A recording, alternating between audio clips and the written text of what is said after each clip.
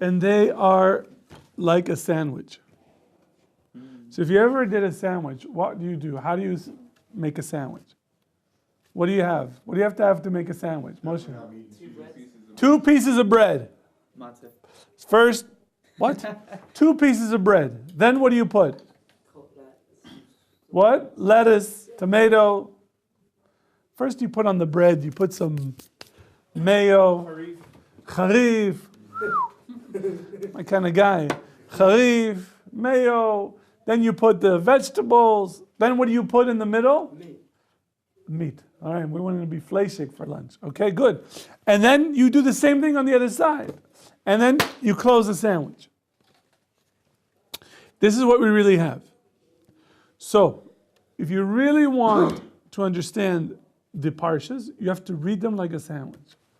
That Truma and Tetzaveh are one side. Kitisa is the meat in the middle. Then you have Vayakhel and Pikudei on the other side. Okay? And if you pay attention by reading them, you will see that they are actually set up that way. So what happened in Parshas Truma? Where do we start with? Do you remember? Is that all about the offerings? No, that's all about the Mishkan, building the Mishkan. Yeah. Today, the Parsha this week of Tetzaveh we're talking about, it starts with, so we can just do a real flyover. We start out with the menorah. What? The vessels. First we start out with the menorah. That was one of the vessels? One of the holy...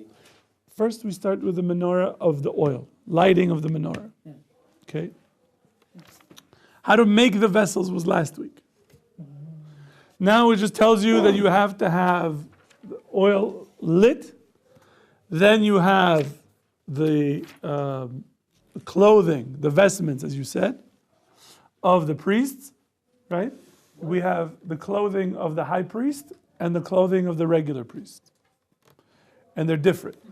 Yes? Why does Torah give us so much detail about all of this when it's so like minute things in a way? Why does the Torah give us so much details on this? So I actually asked that question to myself the other day because I thought to myself, couldn't they just figure it out? Well, no, That's the point. They're not supposed to figure it out. You're supposed to follow the rules. God says, listen, if you tell people you need to build a house for God, people will come up with crazy ideas of what it should look like. It should have ivory and gold and silver and the Persian rugs on the floor, the really expensive ones, beautiful. You have to have, the finest marble. And it has to be like 12 stories high. Whatever it is, people will run amok with their imagination and throw all the money into it. And no one would agree. No one would agree. That's very good. God says, listen, take some boards, put 20 boards like this, 20 boards like this, 10 boards like this. You're going to build it like this, get some animal skins, do this, do this. This is what I want. Why? Because the purpose of the Mishkan, which is a separate discussion altogether, maybe we can do one day when we're on a field trip or something. The purpose of the Mishkan is really, according to the Rambam, it is a place where we serve God. That's what the purpose is. It is a single purpose building or structure. It is there where you come to worship God. And the worshiping, the service of God is done at fixed times during the day. It's not open all day, 24 hours. This is not like AM, PM. Like, I want to go pray to God. I'm going to go to the temple. Sorry, closed. We open at sunup and we close in the evening. That's it. What if I need to pray and ask God? Sorry, closed. What? What do you mean you're closed? What does that mean you're closed? Open the door.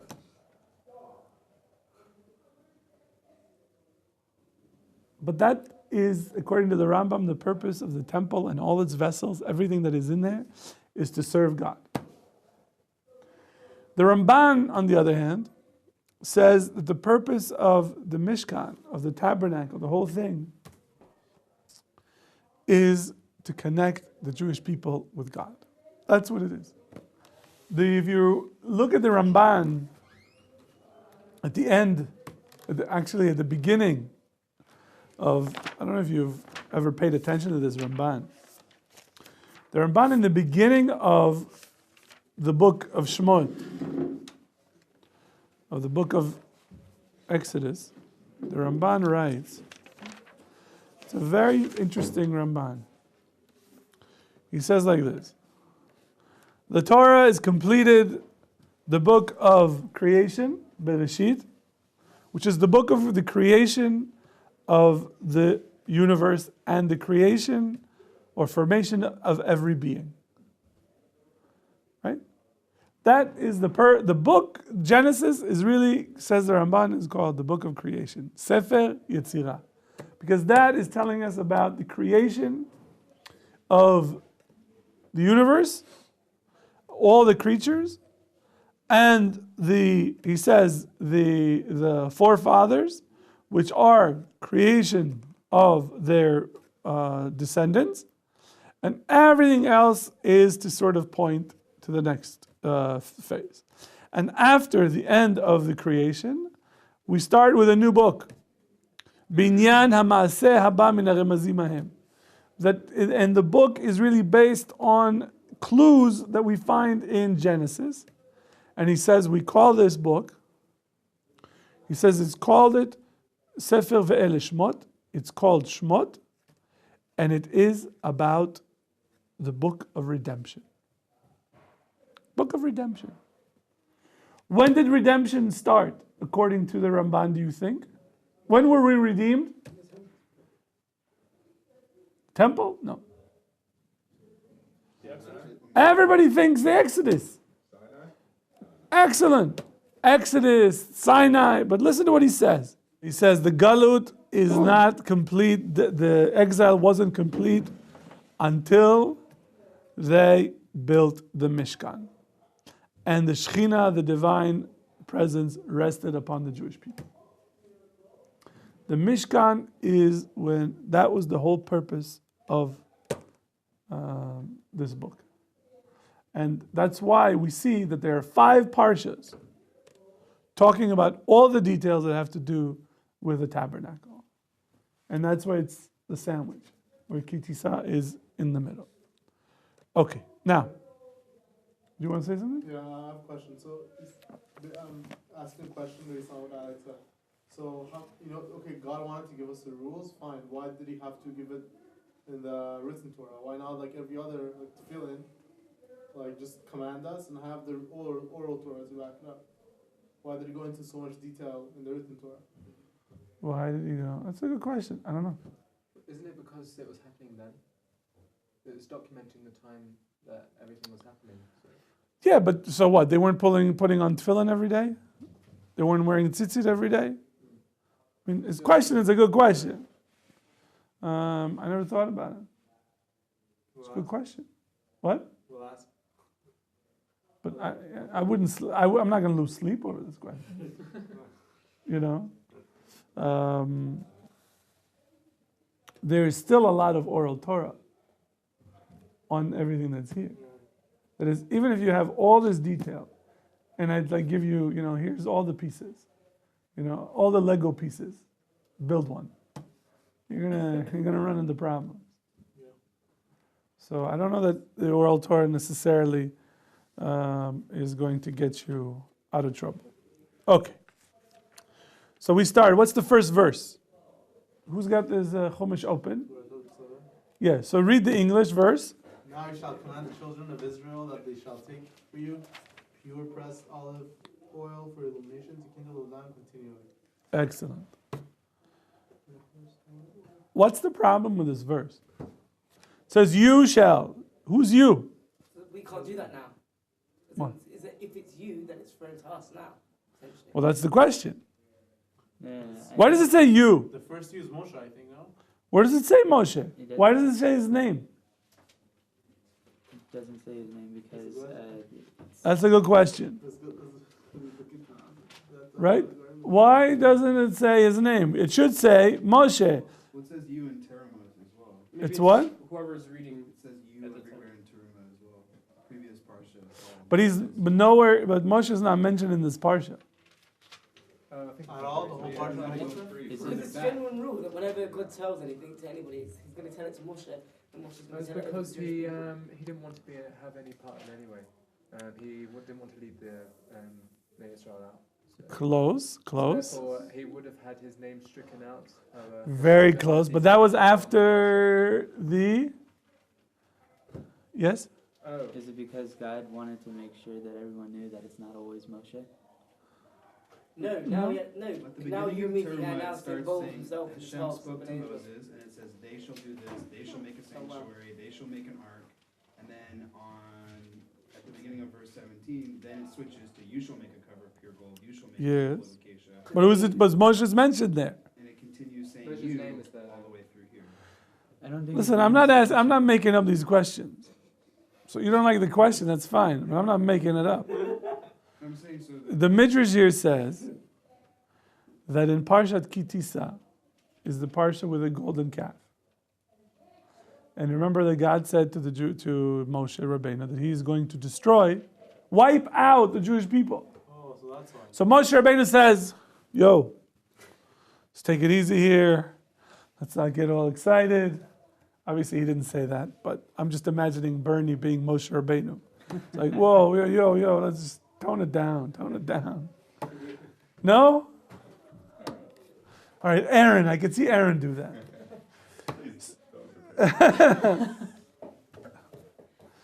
Okay?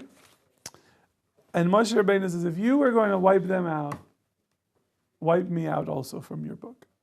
Then he's now he's saying no. So it says, okay, so since you asked for something, and God said, okay, so there will be one parsha where your name is not included. We have here something very interesting. The Baal Turim says here, I'm going to read this. Lo iskir Moshe b'zeh seder. Moshe Rabbeinu is not mentioned in this portion. Mash'en ken b'chol HaChumash. Whereas it doesn't happen anywhere else in the Bible, in the Torah, except for Genesis. Don't tell me what about Genesis. Obviously, it's not Genesis because Moshe Rabbeinu wasn't born yet. Take a lap, right? So he says the purpose is because he says later on in chapter 32, verse 32.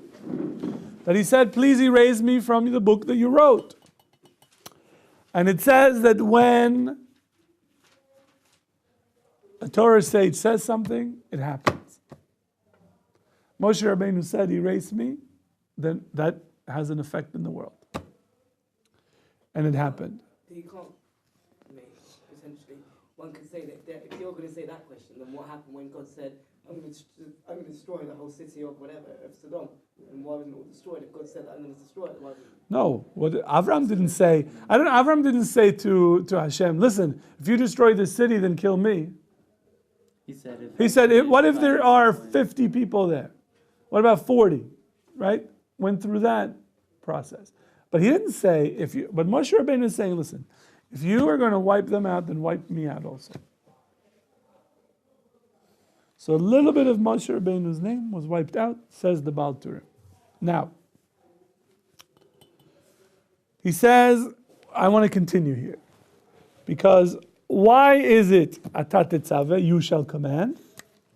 Just like Alex said, I want to give Alex the credit, that he said this is a mitzvah forever for the Jewish people to always give pure olive oil to the temple so that the menorah will continue to shine. That's it. He says, this is why it says, you shall command the children of Israel. Now, I want to share with you something very interesting. And it says later on, and they shall take to you, vayikhu, right? What is the English again of the verse? Let's see. They shall take for you, right? Shall take for you. So the question is, what does that mean, take for you? So I want to share with you something that the Orach Chaim says. And that will get us into a different mindset. Is that a selfish way of looking at it? Take for you. Wait. What? No. Not at all. Then not for God. Listen to what I want to say. He says like this: the Jewish people have been in will go through 4 exiles. Do you know the 4 exiles? Should know them. It's a basic Jewish history. The first exile is Bavel, right? Because we were Babylon. The second is the Persian, the Medes, right? The third is the Greek, and the fourth is Rome, Edom. Right? And we're still in the fourth. Ishmael is another? What? Ishmael is another? No, Ishmael falls under Edom. Ishmael and Edom come together. You said technically we're still in the Roman exile? In the Edom, yeah. Why are we technically Because Still in the exile. you don't have the temple. The fact that we live in Eretz Israel, we're not living here in peace. We're constantly threatened with UN sanctions or neighbors or all sorts of things from our non-Jewish allies. So we're not an independent. The Rambam says that the exile ends when the Jewish people are absolutely free and they don't have to listen to the non-Jews. That we could do whatever we want. And we'll be left alone. Messiah comes. That will be the end. That's the only way it's going to end. See, we can't re-enter. There's no way to. Let's say the Palestinians magically moved out. The world, embraced us with open arms. This is less realistic than the Messiah coming. Wow. Yes, right. Right, you just keep going, right. Sorry, when Mashiach comes, like the Palestinians are going to give us a temple now and they're going to just get out of Israel? I don't think that they might not get out. But it would be clear to everybody that there's one God and that the Torah is the way that everybody should live. And they would recognize that, okay, yeah, I guess this is it. This is the truth. So it's sort of like, it is what it is. Yeah. And the conversion rate will go up a little bit? No, the Gemara says that there won't be, the doors of conversion is closed. You can't convert. When the good times roll, there's no way, you're not letting in people into the bar. It's closed. Because we're all stocked up. It's only when things are bad that, or not so bad, that converts come in. But the times of David and Shlomo HaMelech, they say they didn't take converts. Because what? Except Shlomo's wives. Right. That was and that led us to a big problem anyway. But when the Jewish people are on top, there's when there's an economic and other reasons for people to convert, there's a problem with that. But when it's not, like now, if somebody wants to come and become Jewish, just imagine this person is willing to put up with all the things that we're putting up with, and he says, I want to be with this people. Yes, I'm perfectly fine with being persecuted like you, because I believe this is the truth. But once the Messiah comes, it's like, God is rewarding us all the time, then everybody wants to jump on board. Right? Everybody, who wouldn't want? Was that the people who converted after Hasina, wasn't it? So there was a nation that converted rather than have to clear out the land. It's Gibeonites. Right. We talked. That was. They turned out to be traitors. Correct. Right. Correct. They didn't really convert. They were called Netinim. There was a separate deal signed with them. Okay. Listen to what the Orach Chaim says. So he says we have 4 exiles. Again, in order, they are Babylon, Persian, Greek, and Roman. Can I ask a quick question? Please. What exactly is the Persian exile? I've never heard of this exile. It's when we were under Persian rule, the temple wasn't allowed to be built. And Haman wanted to kill every single one of us. Okay, so I thought that was just an extension of the Babylonian exile. No. Whereas in the Nebuchadnezzar. Babylonian Empire was then conquered by the Persians. Correct. And Before the But it's kind of Persians the same conquered, exile. I want to hear it before. I was Yes. going to say that it sounds like the same exile rebranded as a different exile. It sounds No, like it had one different split into two. conditions. It's no, it's they had different conditions. But we never re-entered from Babylon. Did we exit exile and then re-entered under Persia? No. Or, So it's really one continuous exile under two different rulers. Also, Okay. we only had two temples. Correct. How could we have four? Because remember, the second temple was built during the Persian exile. And the Greek exile, the Jews, the Jewish people lived in the land of Israel with a temple, and we were still in an exile. Just because people live in Israel doesn't mean that you're not in exile. Just because you have a temple doesn't mean you're in exile. So what? The conditions have changed. There were different so conditions. how is an exile? The Babylonians destroyed the temple and exiled us physically. Okay, that counts. The Persians in the beginning wanted to kill us, but then they decided to allow us to go back to our homeland and rebuild the temple under Cyrus the Great. Okay, so that counts as two. It's two separate, political, social, cultural. Everything's different. It's kind of a weak argument. Why are you? I don't understand what the problem is to say that there are two. We never returned to begin with, so we never re-entered from exile. I didn't say, and for an exile to end, it doesn't mean that you've returned. Or okay, how did the Babylonian exile end? When they were conquered and had no By longer different- control over us. And how did the Persian exile end? We came back to Israel. No, chas v'shalom, because the Greeks conquered us. The Greeks conquered the Persians. Yes, So- and the land of Israel. So the Greeks. And how did the Greek? Hold on. So the Greeks led us back into Israel. No, the Persians did. Okay, so the Persians led us back into Israel, Yes, right? So but the Greeks conquered them. The Greeks conquered them. So why does that count as an exile? the Persians let us into Israel, however, we were under. Because an exile doesn't mean physical. What's That an you're exile? Just explain an exile. I don't know. galut. Oh, okay. Galut means that you are that the as the Ramban said, the connection between God and the Jewish people It's severed. is severed. So you could have a temple but no connection with God. That would be galut. Okay, so Yeah. So by that, They had it under the Greeks. I did not know. Ah. that. They had it under the Greeks. And Now, when you have a temple, then you're not in galut anymore. no, So was it more severed under the? So it was severed under the Babylonians, then it was re-severed again under the Persians, and No, then it just means- re-severed. no, under it's not the about a. Greeks. It's not about a re. It just there's a different cultural paradigm. 4 episodes of the lack of sovereignty. Isn't the Roman exile considered like the worst for us? Like that was Yes. It's the longest. Yes, but not only that, it includes all the things that the previous three had. What do you mean?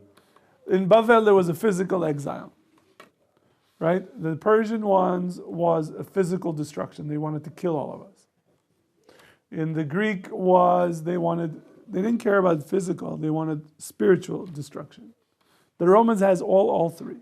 All three happen all the time. Sort of like this. Culmination. Would you Okay. say Can I make my point? Sure. Rather than argue whether there's one exile with 3 parts or 4 parts. It's interesting. Chazal say there are 4. And say they're not really 4, they're really 1. I don't think so. I think they really are 4 because they're different. Yes, in the conditions, the people are under the status of exile. But the Persians, they wanted to kill you physically. The Greeks didn't care about physical. Got it. The Babylonians didn't really care about physical destruction. They wanted the land torn apart, temple destroyed, people moved physically, and so on and so forth. In each one, you have different things that are occurring. That's why they say that there's 4 different. And each of the exiles is connected to one biblical person that through his teachings we were saved. So the Babylonian is connected to Avraham Avinu. Yitzchak is to the Persian, and then the Greek is Yaakov. So what happens with the Roman? Who's left? No, Israel? Moshe Rabbeinu. Says the Orach Chaim that it is Moshe Rabbeinu. To get out of the Roman, the last of the exile, only Moshe Rabbeinu needs to help us. So listen to what he says. ולזה נתארך הגלות. And this is why the galus, this exile, is continuing and is longer and longer and longer. Why? כי כל עוד שאין עוסקים בתורה ובמצוות, for so long as people don't learn the Torah and mitzvahs, Moshe does not want to save people who are batlanim with regard to the Torah. Batlan is someone who does nothing, just hangs out. People who abandon the Torah, Moshe Rabbeinu doesn't want to save. That's why it's continuing and continuing and continuing. Because Moshe Rabbeinu, his condition is very simple. Study Torah and do mitzvahs. So listen to what he writes. And this is the pasuk here, that you shall command the children of Israel, is saying like this, that there is a condition. The condition is that Israel, the Jewish people, have to occupy themselves with the Torah. And that is symbolized by the pure olive oil, because the Torah is seen as olive oil. Why? Because it doesn't mix with anything else. It's like you tried to mix Torah wisdom with non-Torah wisdom, it doesn't mix, doesn't work. Torah sort of like is different. Doesn't work. So he says, Ma shemen meir laolam kacha Torah. In the same way that oil lights the world, the same thing with the Torah. And a person has to toil with Torah, lishma, for its own sake, without any sort of grains inside. It has to be pure olive oil. That is, you're learning Torah for learning Torah's sake. And because people aren't doing it, that's why Moshe Rabbeinu is not willing to bring an end to this galus. Questions? Yes? Well, in which way did Abraham take us out of Babylon? Like, what were their conditions? So his is probably gemilut chasadim, doing acts of loving kindness. So isn't Moshe isn't his attribute humility? His attribute, yes. So? I'm saying But he was the one that gave us the Torah and says, he's commanding us to live by the Torah. That is his legacy to the Jewish people. Right? Abraham, Yitzchak, and Yaakov have their own legacy. And they all culminate in getting us to the Torah. And they're included in the Torah. But Moshe Rabbeinu says, this is the deal I'm making with you. I'm commanding you to get the oil, get involved in the oil, which is just the Torah. It says the Orach Chaim. This is referring to the idea of the Torah. And when the Torah says pressed olive oil, the word pressed, so here's what he says, that the person has to toil in Torah until they are pressed. That is, they're going to feel hardship. It's going to be difficult. It's not going to be easy. But that's the idea of pressed. That's what Moshe Rabbeinu is telling the Jewish people. So he says, because during the time of the Galus, what happens is that there's a diminishing of the light. There's a diminishing of the light. And so what do you need to do? You have to step up and increase the light. That's what the Orach Chaim is explaining about the idea of the menorah. That the menorah has to always be lit, that the Jewish people always have to continue to bring oil to make sure that the light is shining. And he says that is symbolizing the Torah. That we have to continuously learn and grow in our learning, and not only just hold it inside, but shine it, create the light, right? And generate light outwardly. Shine. Not just. And that is what he says, why the Torah here begins, and it says to Moshe Rabbeinu, Tetzaveh, and Moshe Rabbeinu is commanding us. And the deal is that if we don't occupy ourselves with the Torah in the right way, he's not going to get us out. What's the wrong way? Not lishma. Somebody who says, I'm going to study Torah because I can make a lot of money. Does that work? What? you study Torah to make a lot of money? I don't know. How does that work? Check out the professor of Talmudic studies. Oh, He didn't make a lot of money. He made more money than a rabbi. that's true. That's certainly true. Yeah. That's true. Or somebody says, I'm going to learn Torah so people will honor me Right. and call me rabbi and stand up when I walk into a room. So it's for glory, the other one is for power, and then also maybe to get married to impress Okay, from ladies, that'd be for less. okay. Or you could just, somebody says, I learned Torah just for the arguments. It has to be pure olive oil. Hashem commanded me, I'm doing this because for His sake, for the Torah. Yes, Does the very act of learning Torah, doesn't that purify one though? yes. So even if you're initially If you start out with the wrong intent, you will get to the right intent. exactly That's yeah. correct. Okay. Yes. Because the Torah sticks to you. See, when you stay in yeshiva and learn long enough, you start thinking like this. You start thinking in the way of the Gemara, of like this, like this, like this. Like you'll talk to people, and then you'll do it to them, and they're like, "Dude, what are you doing?" Like, I just want to go to the movies. Yeah, but if you go to the movies, it's like this. If you go to the movie like that, it's gonna be like this. And I don't want that, so it's got to be like that. It's like, what? Like you'll be able to actually do this real quick. Boom, boom, boom. I feel very privileged that I'm able to study Torah, and I'm privileged in that not only on what I do for a living, but that when I learn Torah, I understand it. There are people who try to learn and they don't understand. I've seen it. That it's not simple. And there are people who can't really learn 6 hours a day. They just can't. You just tell them, sit in front of a book for 3 hours and then another 3 hours and another 3 hours. They're like, I can't do 9 hours. I don't know how you could do it. And so it's a blessing. It's a real blessing that I'm very, very fortunate, and I thank Hashem every day for the ability that He gives me to learn Torah. And not only that, He gives me the ability to also teach. So as much as I'm increasing the oil, but He's also giving me an opportunity to spread it, to shine, which is part of the goal. And that is the purpose of the beginning of Parshat Tetzaveh. Okay, see you at 3:00.